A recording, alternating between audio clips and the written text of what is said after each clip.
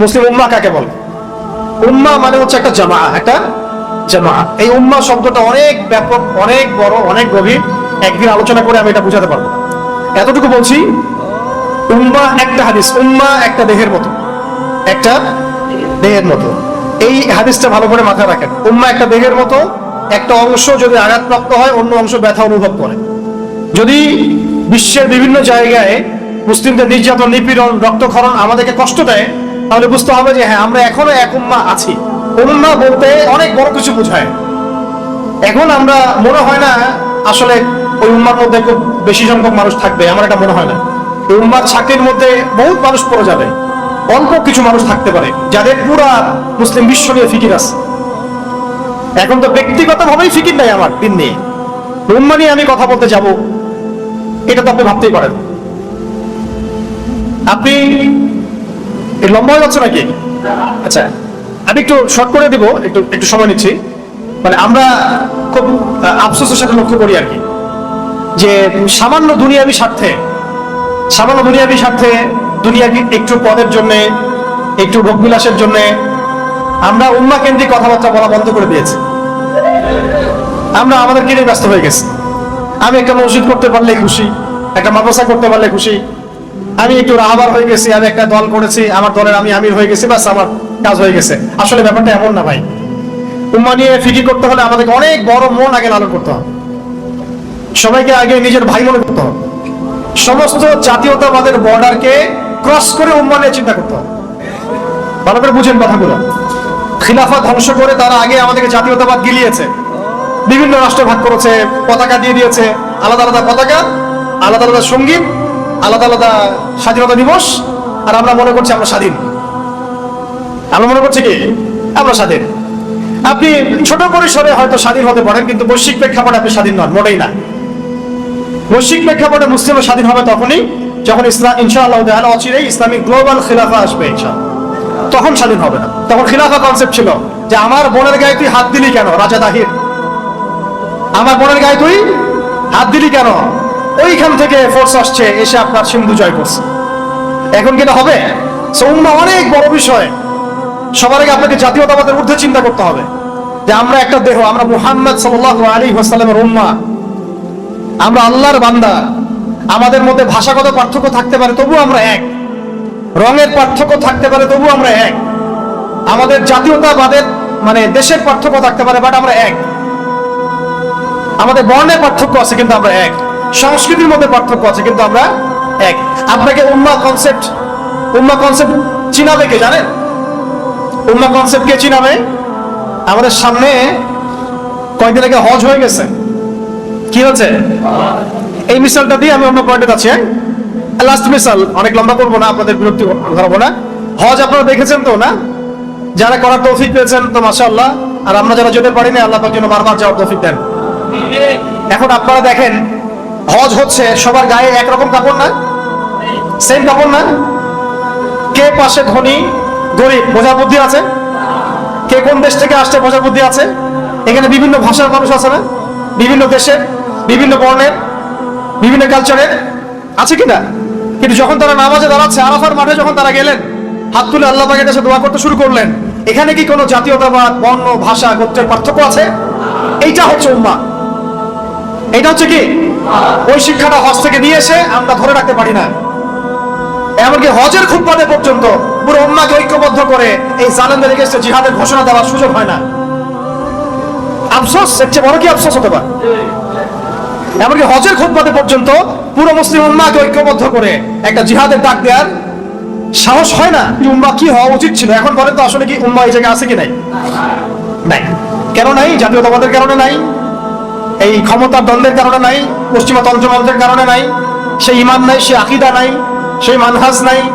তাহলে ইয়াংদেরকে আমি আমার ভিতর থেকে আহ্বান জানাচ্ছি যে এই ধোঁকাবাজিগুলোর মধ্যে না পড়ে একেবারে রিয়েল ইসলামটা শিখেন ইনশাআল্লাহ। এটা আপনাকে স্বাধীন করবে ভিতর থেকে, এটা আপনাকে স্বাধীন করে দিবে। আপনি আল্লাহ ছাড়া কাউকে ভয় করবেন না।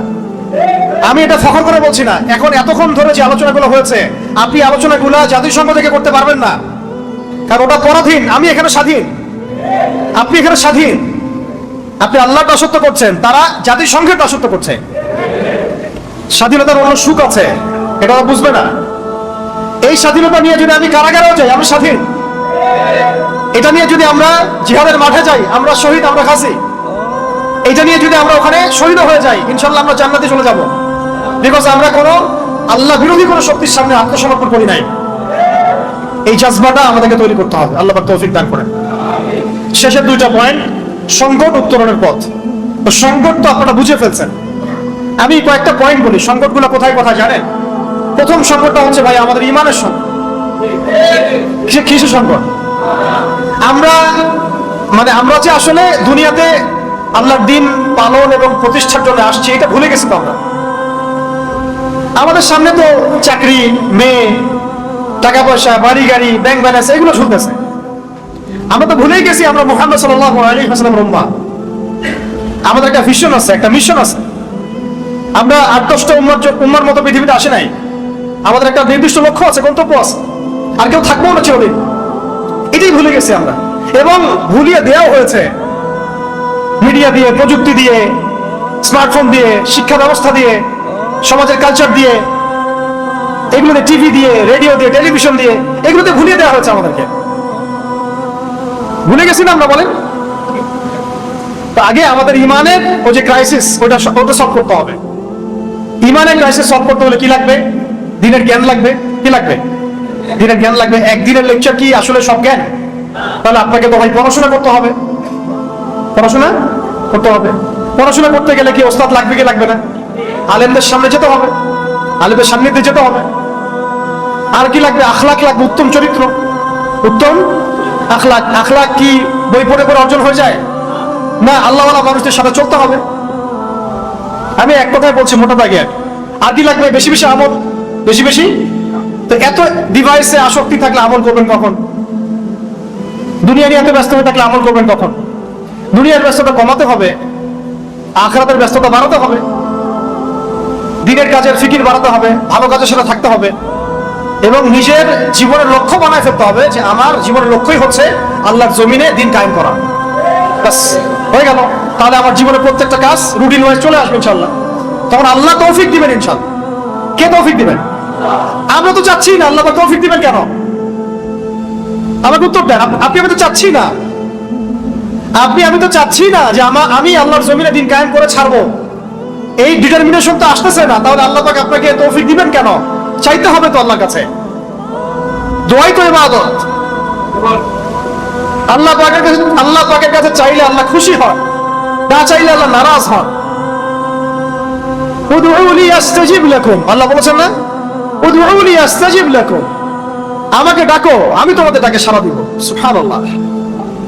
বাস, তাহলে এগুলো ক্রাইসিস না?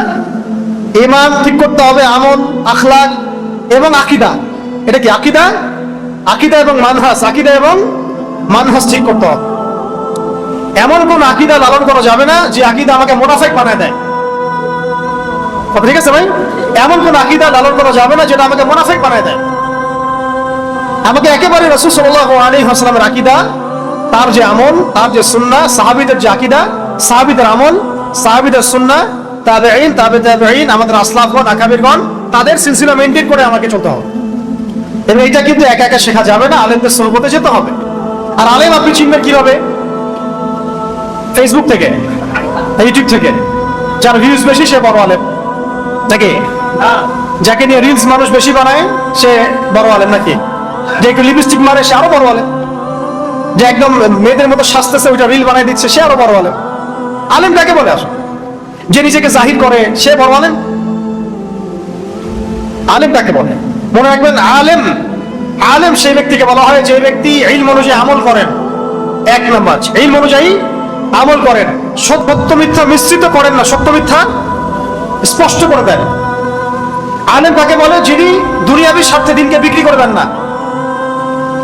আলেম কাকে বলে? যিনি দিনের জন্য স্যাক্রিফাইস করতে পারেন, যিনি দুনিয়াবি উচ্চাভিলাষী হন না, যার মধ্যে উম্মাহ নিয়ে ফিকির আছে, যার মধ্যে কি উম্মাহ নিয়ে ফিকির আছে তার। এবং যে ব্যক্তির আখলাক, চরিত্র সবকিছু মিলিয়ে আপনি দেখবেন যে হ্যাঁ, উনি অনেক বুজুর্গ মানুষ, সব দিক থেকে উনি জাতির রাহবার হওয়ার মতো যোগ্য। শুধুমাত্র সার্টিফিকেট দিয়ে আলেম যাচাই করা যাবে না, এটাও একটা বিষয়। সার্টিফিকেটধারী মানুষের অভাব নাই সমাজে। সার্টিফিকেটধারী এমন আমি আপনাকে হাজার হাজার মানুষ দেখাতে পারবো যাদের উম্মাহ নিয়ে কোনো ফিকিরই নাই, অ্যাবসলিউটলি নো ফিকির হোয়াটসোএভার। এমনও মানুষ আছে, এমনও মানুষ আছে।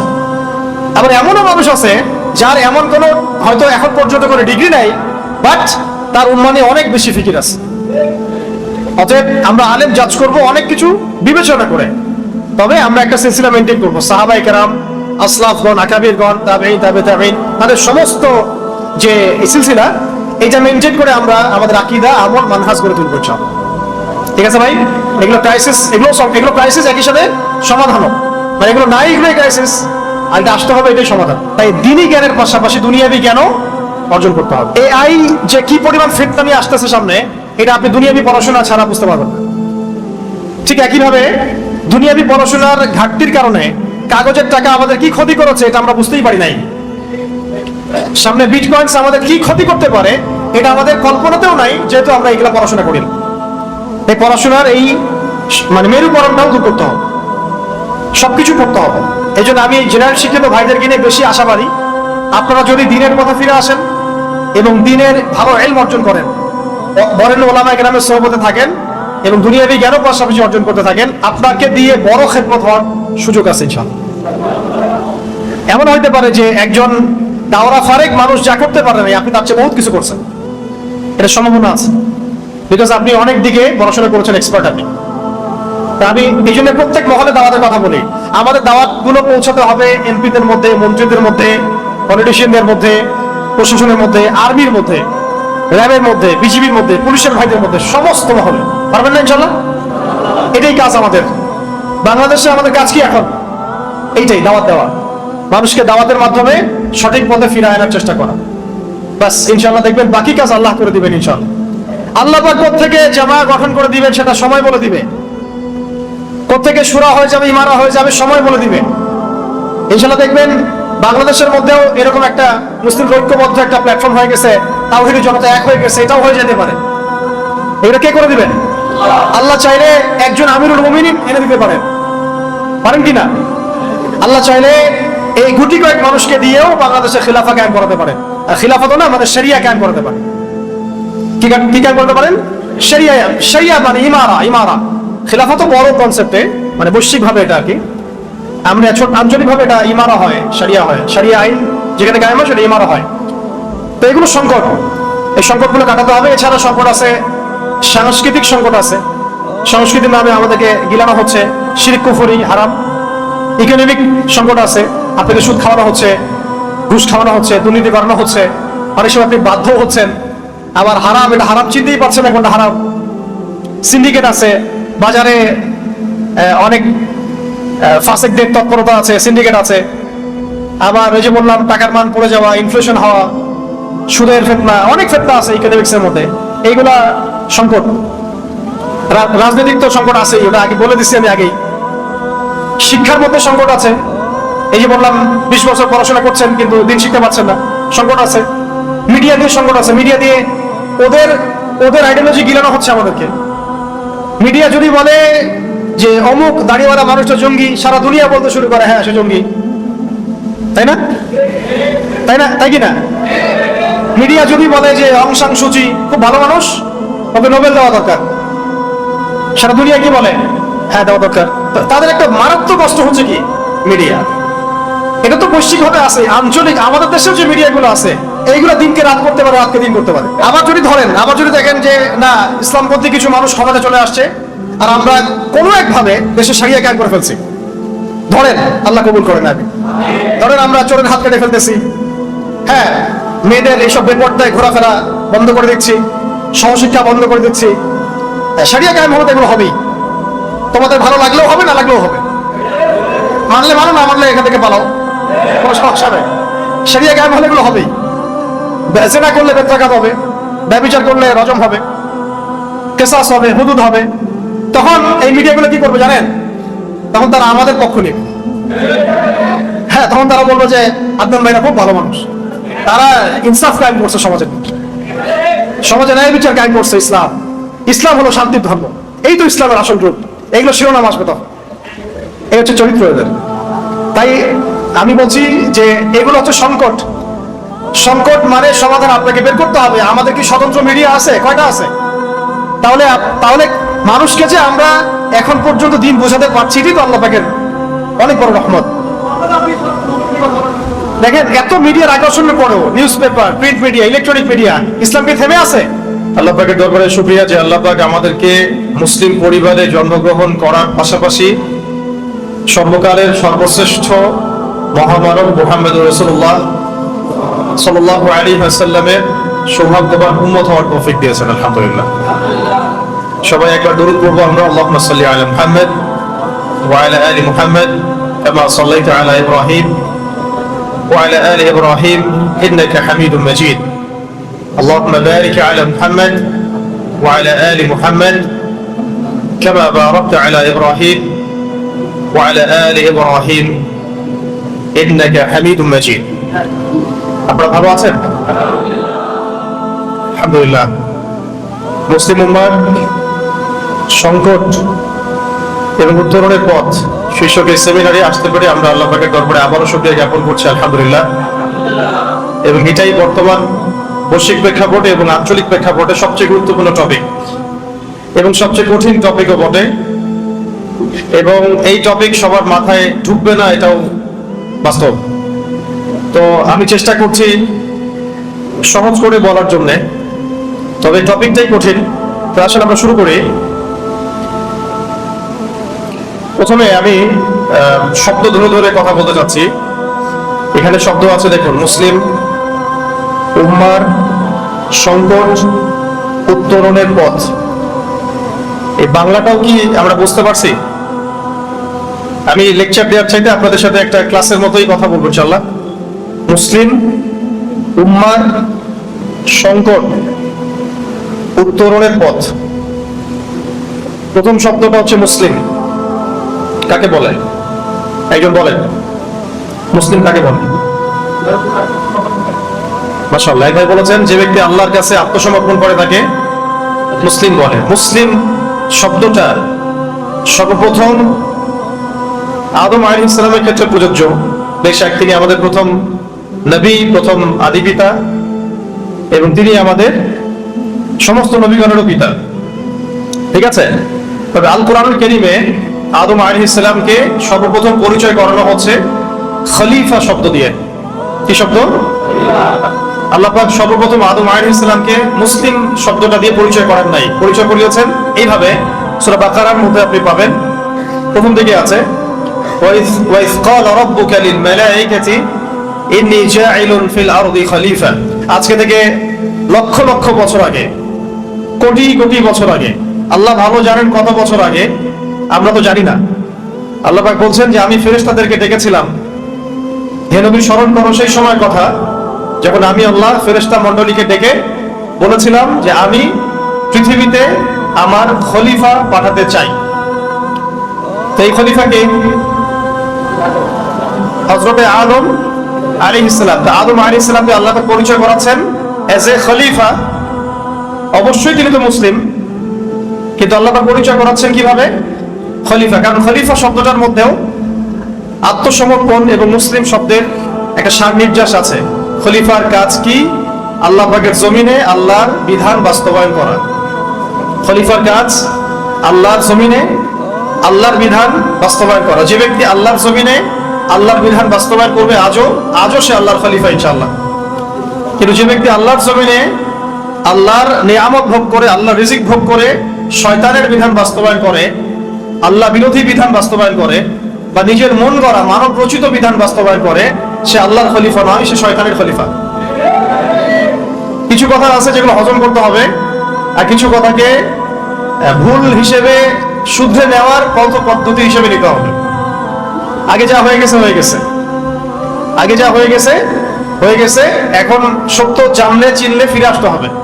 সবার জন্য একই কথা, মানে এই কথাগুলো শুধুমাত্র ইয়াংদের জন্য নয়, আমাদের যুবক যুবতী, তরুণ তরুণী, যে কোনো শ্রেণী পেশা এবং আমাদের প্রশাসন, আমাদের সরকার, এমপি মন্ত্রী এবং সামনে যারা ইলেকশন করতে চাচ্ছেন সবার জন্যই প্রযোজ্য আর কি। তাই তো? আপনারা তো মনে করেন যে, অনেকেই আর কি, অনেকে মনে করেন যে ধর্ম আর রাজনীতি আলাদা বিষয়, ধর্ম আর অর্থনীতি আলাদা বিষয়, অনেকে মনে করেন আর কি। ধর্ম এবং কালচার আলাদা বিষয়, ধর্ম এডুকেশন আলাদা বিষয়, ধর্ম এবং কি পরিবারতন্ত্র, লস, বিচার বিভাগ, এগুলো আলাদা বিষয়। আল্লাহ পাক এখানে বলছেন যে আমি আদম আলাইহিস সালামকে সৃষ্টি করেছি as a Khalifa. Who is খলিফা? আল্লাহ রাব্বুল আলামিন সূরা সাদ এর মধ্যে এর অ্যানসার দিচ্ছেন। কোন সূরা? সূরা সাদ। একটা তো সফাত, একটা সাদ, একটা সফ আলাদা সূরা, সফ আলাদা সূরা, সাদ আলাদা সূরা, সফাত আলাদা। তো সূরা সাদ এর মধ্যে আল্লাহ পাক খলিফার কাজটা বলেছেন, এর সাথে মুসলিম শব্দের সাথে কানেক্টেড এই কাজটা, সেটা হলো খলিফার কাজ কি? আল্লাহ পাক আরেকজন নবীকে খলিফা সম্বোধন করে বলছেন ইয়া দাউদ, ইয়া দাউদ। দাউদ আলাইহিস সালাম কে? সুলাইমান আলাইহিস সালামের বাবা।